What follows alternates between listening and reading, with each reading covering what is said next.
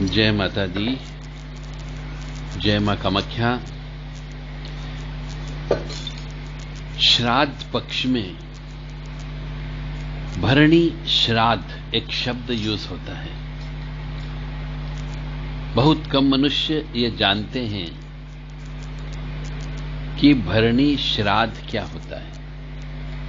बस उन्हें इतना मालूम होता है कि हमें अपने माता का, पिता का, दादा का, इवन परदादा का भी नहीं करते, बस माता, पिता और दादा, दादी, इनका ही वो श्राद्ध करते हैं। जबकि शास्त्र के अनुसार 7 पीढ़ी तक का श्राद्ध किया जाता है। परंतु अब आपको नहीं मालूम, नहीं आपने अपने दादा से या दादी से पूछा कि अपनी पहले की पीढ़ी में क्या क्या नाम थे और किस किस के नाम से हम श्राद्ध करते हैं। क्योंकि एक माता पिता ही अपने बच्चे को बताता है, फिर वो बच्चा अपने बच्चों को बताता है, फिर अपना बच्चा दूसरों को बताता है। सबके पास उनके नाम लिखे हुए होते हैं, पीढ़ी दर पीढ़ी नाम लिखे होते हैं कि हम किसकी संतान चली आ रही है। परंतु ऐसा आज के जमाने में यह सिस्टम खत्म कर दिया। दादा तक का नाम याद रहता, कई बार तो परदादा का भी नाम याद नहीं रखते। हम इतने आधुनिक बन गए हैं तो कई बार ऐसा भी होता है कि श्राद्ध पक्ष में पितरों को यह कह करके कि हम गया जी छोड़ करके आ गए हैं, कोई भी पिंडदान तर्पण नहीं करते। ये भी आप बहुत बड़ा दोष अपने ऊपर ओढ़ते हो। तो आपको भरणी श्राद्ध एक विशेष प्रकार का श्राद्ध है। इस श्राद्ध के दौरान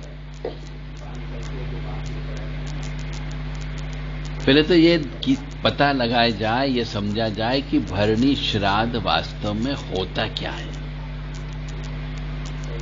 क्यों किया जाता है। तो बहुत से लोग अपने परिवार के, जो 7 पीढ़ी की बात कर रहे हैं, अपने जीवन में कोई भी तीर्थ यात्रा नहीं कर पाते हैं।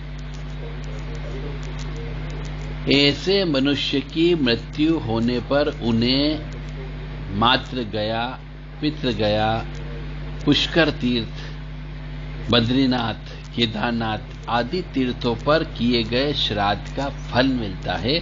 इसके लिए भरणी श्राद्ध किया जाता है। यानी कि जो मनुष्य आपके पिछली 7 पीढ़ी में मर गए, पर जो कभी तीर्थ यात्रा गए ही नहीं, हो सकता है नास्तिक भी हो या फिर आस्तिक होने के बावजूद भी उनके भाग्य में नहीं हो कि वो तीर्थ यात्रा कर सके, कि गया तीर्थ नहीं गए हो, पितृ गया तीर्थ नहीं गए हो, पुष्कर तीर्थ नहीं गए हो, बद्रीनाथ नहीं गए, केदारनाथ नहीं गए, गंगोत्री, जमुनोत्री, या 4 धाम जो हमारे बोले जाते हैं, जगन्नाथपुरी, द्वारकापुरी, रामेश्वरम, इन तीर्थों पर किए गए श्राद्ध का फल मिलता है यदि जो मनुष्य भरणी श्राद्ध करता है। तो भरणी श्राद्ध पितृ पक्ष के भरणी नक्षत्र के दिन किया जाता है। यह एक विशेष उद्देश्य को लेकर किया जाता है। यह किसी व्यक्ति की मृत्यु के बाद पहले वर्ष में नहीं किया जाता है। हर साल भरणी श्राद्ध करना हमेशा अच्छा माना जाता है। और जिस वर्ष मृत्यु, किसी परिवार के किसी सदस्य की मृत्यु हुई है, उससे दूसरे वर्ष में यह श्राद्ध करना चाहिए। और रोजाना तर्पण करने से मृत व्यक्ति को पितृत्व का अधिकार मिलने के बाद ही अपने नाम का उच्चारण करना चाहिए।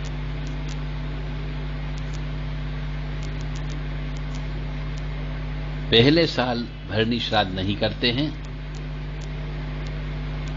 और कुछ पंडा पुजारियों की राय यह भी है कि भरणी श्राद्ध भी सपिंडीकरण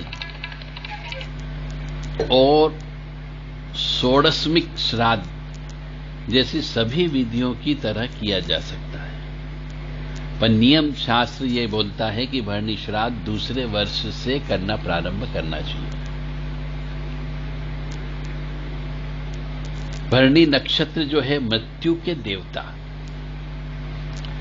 यम के द्वारा शासित है, यानी यम उसके वो हैं, भरणी नक्षत्र के राजा हैं। इसलिए महाभरणी श्राद्ध के दौरान चतुर्थी आ जाए या पंचमी तिथि पर श्राद्ध कर्म करने का विशेष महत्व होता है।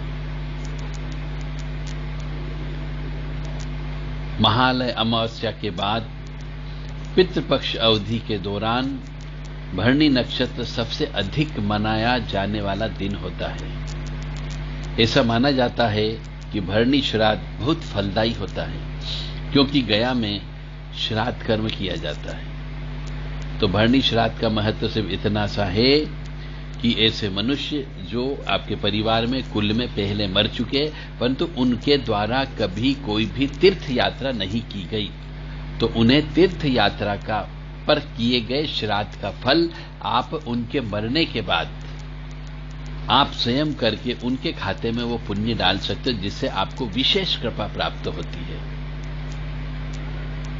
इसीलिए भरणी श्राद्ध किया जाता है। तो सभी मनुष्यों को अपनी 7 पीढ़ी के मातृकुल और 7 पीढ़ी के पितृकुल के उनके नाम से ध्यान करके भरणी श्राद्ध अवश्य करना चाहिए। ओम नमो भगवते वासुदेवाय मंत्र की 1 माला सुबह 1 माला शाम को पितृपक्ष में अवश्य करना चाहिए। ओम क्लीम कृष्णाय नमः इस मंत्र की भी 1 माला सुबह शाम करना चाहिए, ताकि पितरों को शांति मिल सके।